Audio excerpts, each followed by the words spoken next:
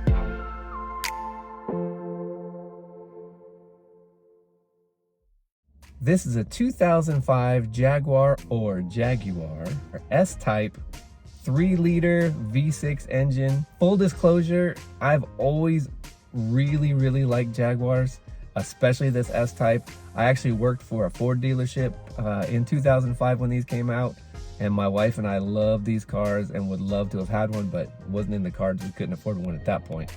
But you can get these things dirt cheap now. So the S Type was built from 1999 to 2007. And this is when Ford owned them. And you know what? People give it such crap because Ford owned Jaguar at the time. But I think that's a ridiculous thing. They actually increased in reliability better than they had ever been as a company, at least for years and years, when Ford owned them.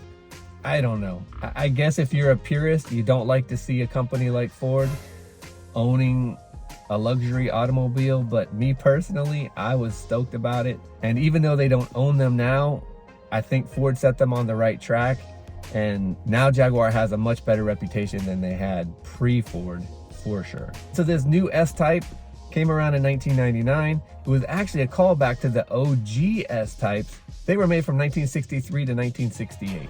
The modern S Type was replaced by the XF, which is also a really cool car. I would love to have that. Maybe in another 10 years, they'll be cheap enough that I could afford one. As I said, this Jaguar was built by Ford. So this shared a platform with the Lincoln LS and the Ford Thunderbird. Both really nice cars. I was also a really big fan of a Lincoln LS. If I ever find a Lincoln LS, I'll be buying one. They made a bunch of engine configurations in this car. This is the 3-liter. I believe there was a 4-liter and a 4.2, which was the S Type R, if I'm not mistaken. If I am mistaken, I'm sure you guys will let me know. Even though I was stoked about getting a V8 Jaguar, to drive this thing, it's got so much pep. And the sound, I cannot convey to you how nice the sound on this V6 is. It really is reminiscent of a V8 kind of a rumble. I love the sound of this car. Obviously, this isn't a muscle car, but it's 235 horsepower, which is nothing to sneeze at and will get you going down the road when you need to go. The base price for an S Type in 2005 was $44,230, and then you had options that went up from there. Now, if I can say anything about this Jaguar, again, I am a fanboy, but the interior of Jaguar is like no other. I've driven a bunch of Mercedes now. I've driven a bunch of BMWs now. But I swear to you, every Jaguar that we've looked at, the interior is so nice. Now that it's been 20 years for some of these cars, you can really tell how quality the interiors were that they were building. And Mercedes, I mean, obviously they were nice, but they haven't really held up all that well. Most 20-year-old Mercedes that we look at have a lot of seat wear, tears. Even in the ones that have been well taken care of, the leather does tend to wear. Whereas these Jaguars, I mean, there's minor wear in here, but overall it's so nice. And the color schemes, this nice, very, very light, kind of an off-white tan. And this blonde wood. The wood trim in this Jaguar and the two-tone interior is absolutely beautiful. I swear, cosmetically, this is one of the nicest cars I've ever been in. Certainly one of the nicest ones I've ever had. So we got a great deal on this car. However, it did come at a price. There was about 133,000 miles on the car. There's 139,000 now. But when we got the car, it was not smogged, and I am highly recommending to you to make sure, if you live in a state that requires a smog certification to transfer a title or transfer a registration, be sure and have the seller do it. I know that's the law, but they're down in the price range of $2,000-$3,000 cars. Most of the sellers don't want to do that, and they feel like they're giving you such a great deal that they don't need to do that. But the problem is that's a huge issue if you can't get it to pass smog. That takes time, that takes money, and you never know how much money. So this one actually did have a smog certificate, but it was past due. You have to have one in California within 90 days, I believe. And I think this one was about 6 months old. So the seller was unwilling to do another smog certificate. Papa decided he was gonna go ahead and make the purchase anyway. And I tell you what, this failed smog so many times. Because, not that there was anything wrong, it was literally the sensors. There's like 5 sensors. There's a catalytic sensor, there's oxygen sensor. I don't remember, you guys will know better than I do, but there's like 5 different sensors that are required to be ready for the smog test. And 2 of the 5 were not ready. Now with the Mercedes, we've gotten a million Mercedes that we've taken it in and they say that, hey, this isn't ready to test yet. We'll go drive it for 25 miles, 50 miles, 100 miles, maybe tops, and then it's good to go. We take it back in and we're fine. This thing, we had to drive it, no lie, we drove this 1,000 miles before we finally got it to reset. And I swear we could have kept driving it and it probably would have never reset, but we went on the internet. There's a whole forum on a certain way to drive this car in order to get certain sensors to reset.